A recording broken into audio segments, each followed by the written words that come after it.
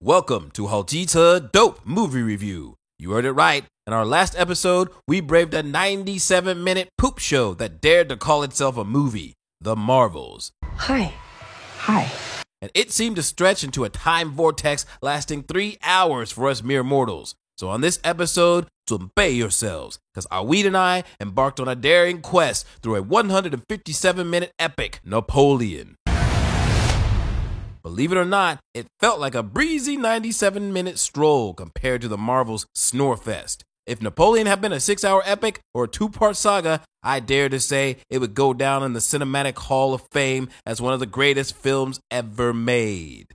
Yes! Now, this movie has been criticized for its historical inaccuracies, but it's important to note that it is not a historical documentary like Cleopatra. I don't care what they tell you in school. Cleopatra was black.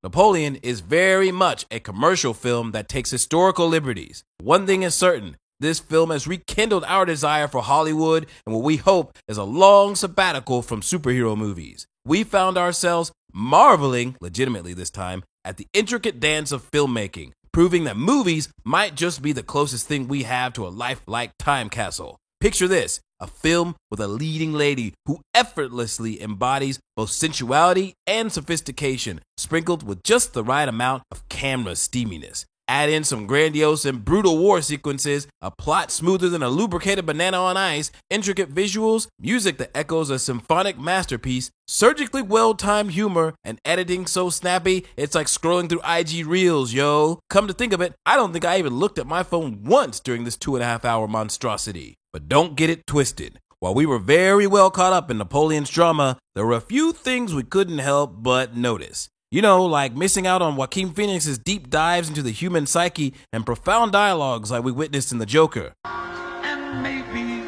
tomorrow. Where, oh where, was the exploration into Napoleon's mind, his military dilemmas, and legendary strategizations? It was like trying to solve a Rubik's Cube blindfolded, and we suspect that Ridley Scott, tethered by the whims of the movie studio, might not have had the creative liberty to craft the cinematic marathon that he might have wanted. I mean, this guy usually swims in the deep end of character exploration, like in The Martian, Mark Watney's still alive.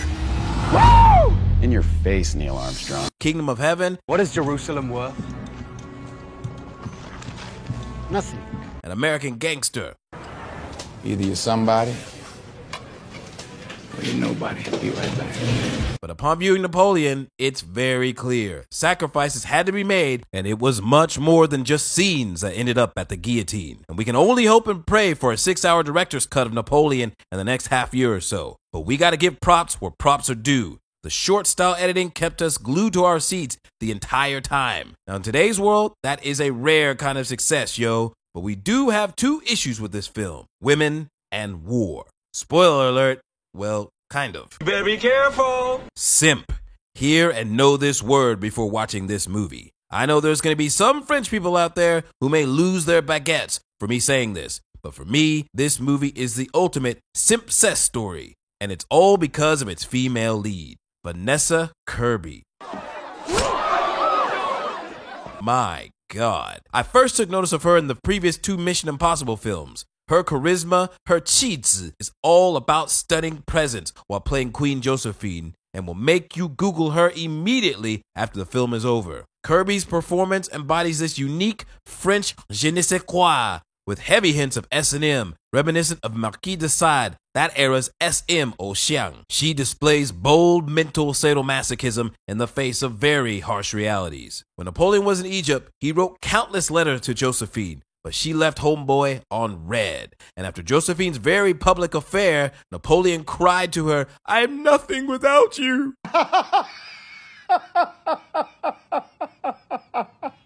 She's a straight up modern Talchi PUA. Kirby perfectly captures this allure, seducing the audience into begging for more of her. But just as you expect her to give you some, cut to the next scene without warning. Ridley, why are you toying with us, man? It's like he's SMing the audience, resulting in no satisfaction, but still intrigued by the imperfect Josephine, which prompted our immediate review of this film, asking for more. Please let me talk to him. And Ridley does this not just with Josephine, but with the war scenes as well. Imagine this. you're catapulted into the heart of cinematic warfare, reminiscent of the epic battle scenes in Kingdom of Heaven and Gladiator. You're immediately immersed in the chaos, massive clashes, meticulous combat, and an abundance of blood. The imagery unfolds like a spectacular tapestry, complete with cannon fire aftermath. Even the horses can get this smoke, yo. The castle sieges are amazing, evoking the admiration of even the most seasoned medieval architect. It's a visual symphony, a feast for the eyes. The first 3 minutes makes Game of Thrones look like Yo-Yo TVA. Marie Antoinette is marched to the guillotine amongst a thunderous crowd of cheers and jeers. All of this to a soundtrack of the legendary Edith Piaf, who you might remember her song from Inception.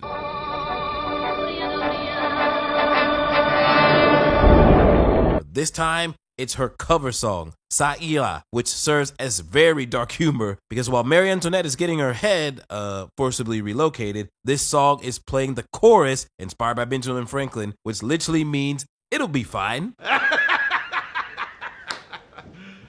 You serious? Ridley Scott, 你真的好机车欸. Oh, and fun fact, this song was actually the anthem for the entire French Revolution. Then, the Siege of Toulon. This, my friends, is a cinematic buffet of unparalleled proportions. Yet, in the midst of all this visual spectacle, Ridley Scott skims through the details faster than a ChatGPT bullet point request. Where's the betrayal of Napoleon's strategic brilliance, his risk-reward acumen? It's as if we're served a cake without frosting and denied our goddamn cherry on top.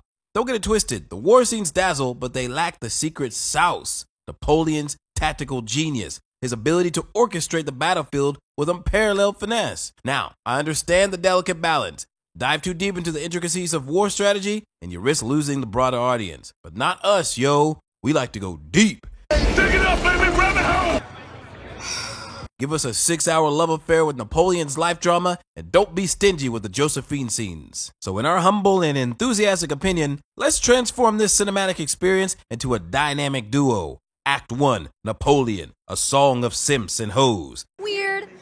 Setting the stage with a dramatic drum roll from the Battle of Toulon to his regal ascent to emperor. Epic battles unfold with a military strategy and a tantalizing dash of scandalous intrigue. Then, enter in the sequel, Napoleon, a simp dance of conquests and failures. A wild ride taking us from the intrigue-laden escapades in Moscow to the climatic showdown at Waterloo. And of course, sprinkling copious amounts of Vanessa Kirby. 'Cause why not, yo? It's Hollywood, baby. But for the time being, we find ourselves tethered to this current edit, which to be fair, remains pretty damn good, yo. So if you got some time, no, you know what? Make some time to see this movie, Napoleon, the simp you'll love to root for.